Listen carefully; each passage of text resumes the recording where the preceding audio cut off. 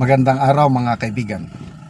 Bigyan natin ng reaction, opinion ngayon itong depensa, todo rescue ng palasyo, lalo na si Auntie Claire Castro doon sa pasabog ni Senator Amy na si Pangulong Marcos Jr. kasama ang kanyang asawa, pati ang anak, si Sandro, gumagamit ng pulburon.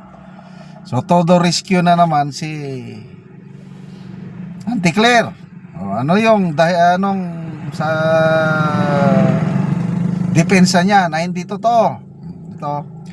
Palasyo nanindigang pasado sa pulburon test si Pangulong Marcos noon pang 2021. Okay.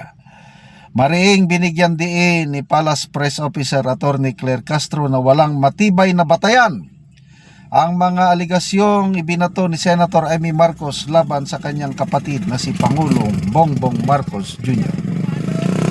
Matatandaan ang inamin ni Senator Marcos na sangkot umano, ito pala post ng Masang Pilipino, nakalimutan ko. Matatandaan ang inamin ni Senator Marcos na sangkot umano ang Pangulo sa paggamit ng ipinagbabawal na substance sa isang paratang na agad nagdulot ng kontrobersiya. Pinabulaanan ito ni Castro na sinabing walang katotohanan ang akusasyon at iginiit na napatunayan na noon pa malinis ang Pangulo matapos itong sumailalim sa isang pulburon test noong 2021. Sabi ni Auntie Claire, alam naman natin na nagkaroon na ng pulburon test noon pang bago mangampanya ang Pangulo. Yun lang ang depensa. Okay. Tingnan natin reaksyon ng mga tao. Dito mo makikita kung alin ang pinapaniwalaan ng nakakaraming taong bayan. So nagsalita ang ate, gumagamit ng pulburon ang aking kapatid kasama ang kanyang asawa at anak. Sabi naman ni Auntie Claire, hindi. Totoo yan. Dahil pasado ang Pangulo sa pulburon test. Alin ang mas pinapaniwala ng taong bayan dito? Makikita nyo sa people who reacted.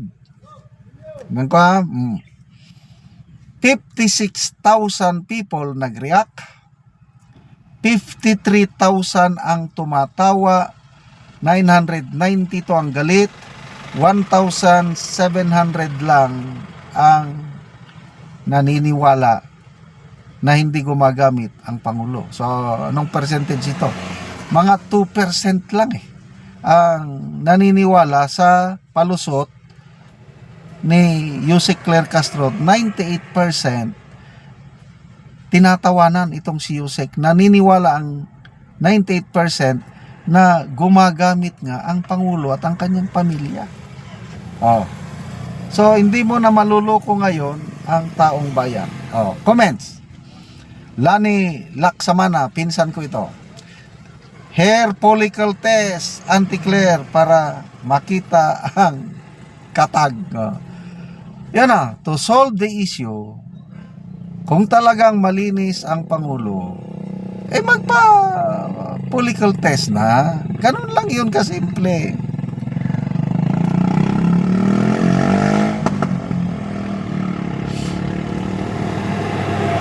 Karma Israel, hanggang kailan kaya kayang takpan at ipaglaban ni Auntie Claire ang kanyang baby M? May nabasa nga akong post ni Kipichu. Ang pinakamahirap na trabaho sa buong mundo ngayon ay nasa kay Auntie Claire, yung depensahan ang kanyang Pangulo na itong kaliwat kanang akusasyon. Ito, yung corruption. Grabe. Sinamahan pa ngayon itong akusasyon na talagang gumagamit siya ng pinagbabawal na gamot. So paano mo didepensahan yan?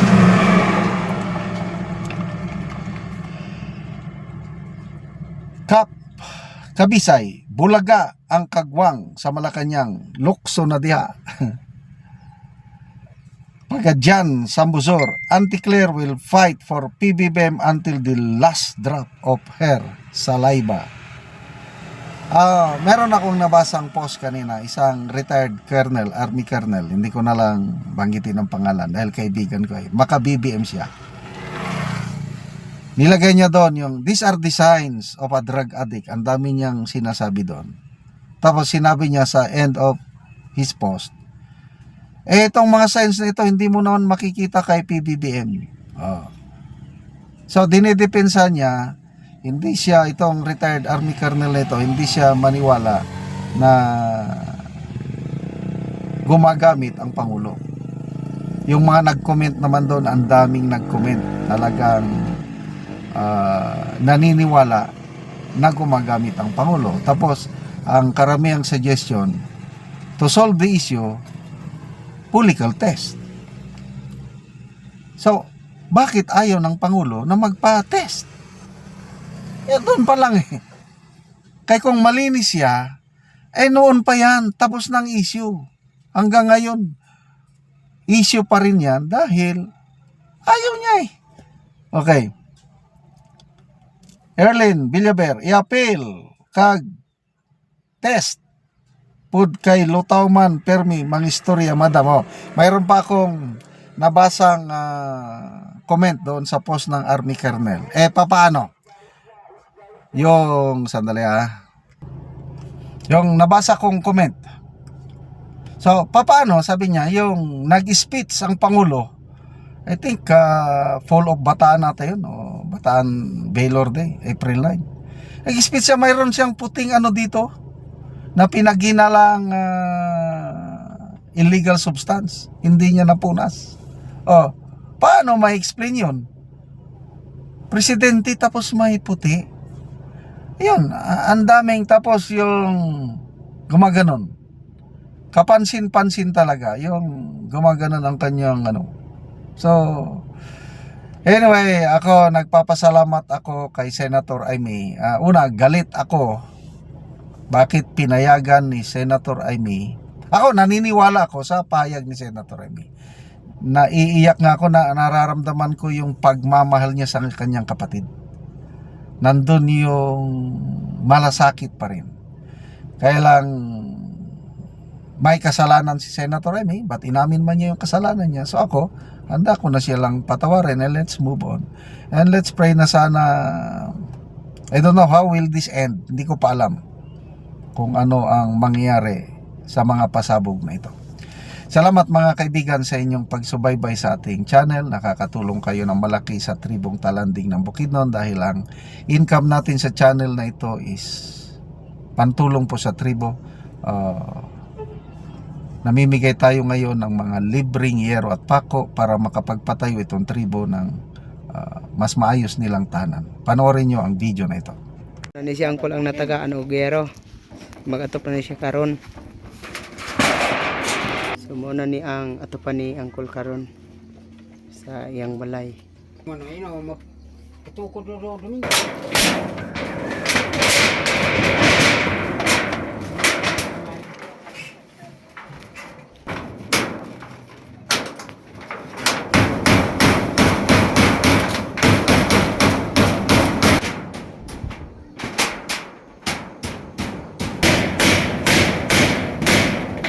Karon naman na gid ang bani angkol ang atop niya.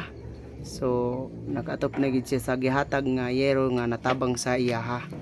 Tiyo sa nagtabang ani og labaw sa tanan ang atong Ginoo.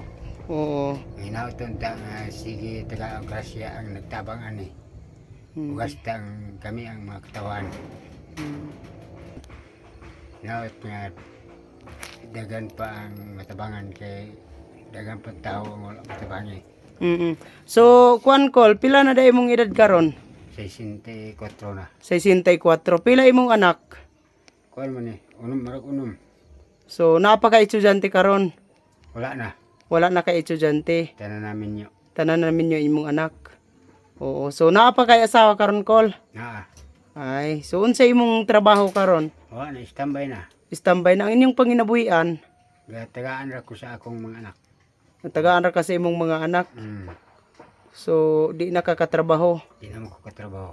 lagi. So mo lagi ni Col ba sa atong pagpanginabuhi. So karon ko nga kuan natagaan na kagiro so nakabalay na gid ka Kabalay tungod sa tabang lang. Hmm.